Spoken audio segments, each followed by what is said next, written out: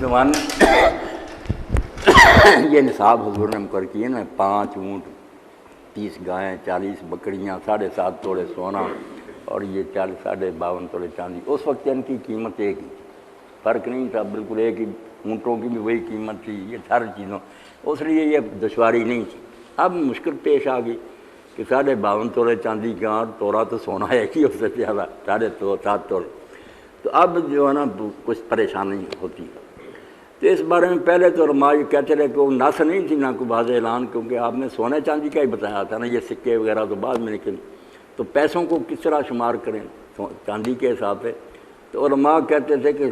ہمارے پاس ثبوت تو کوئی نہیں، سونے کے مطابق بھی اگر کر لے تو دے سکتا، مگر اس میں چونکہ غریبوں کا فائدہ ہے، احتیاط بھی ہے، شک سے نہیں، اس لیے چاندی کو لے لو۔ ورنہ آج کے دور میں ارشد صاحب بالکل حق ہے آدمی کو کہ وہ 7.5 توڑے کو معیار مانے، 7.5 توڑے کی قیمت کے پیسے اس کے پاس ہوں تو زکوٰۃ لگے گی، اگر اس سے کم ہے وہ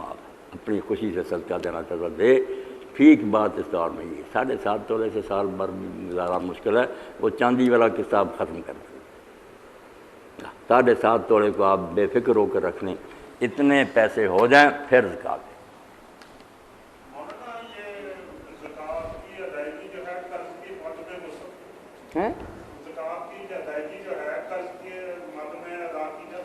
قرض کے ہاں قرض کا بھی پورا یہ بالکل شیخ صاحب قرآن میں آیا،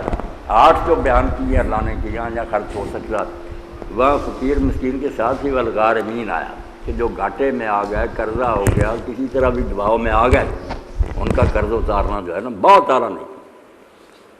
عام لوگوں کو دینے کی بجائے یہ سب سے بڑا کسی مقروض کی جان چھڑا دے دیں۔ بلکہ یہ بھی بات ٹھیک ہے، یہ رعایت بھی آپ کو ہے کہ اگر آپ نے کسی سے لینا ہے نا، ایسا نہ ہو کہ وہ دینا ہی نہیں چاہتا تو آپ نے سمجھا کہ آپ مرا ہوا کر رہا، چلو اس کا ہم نے یہ نہیں کی۔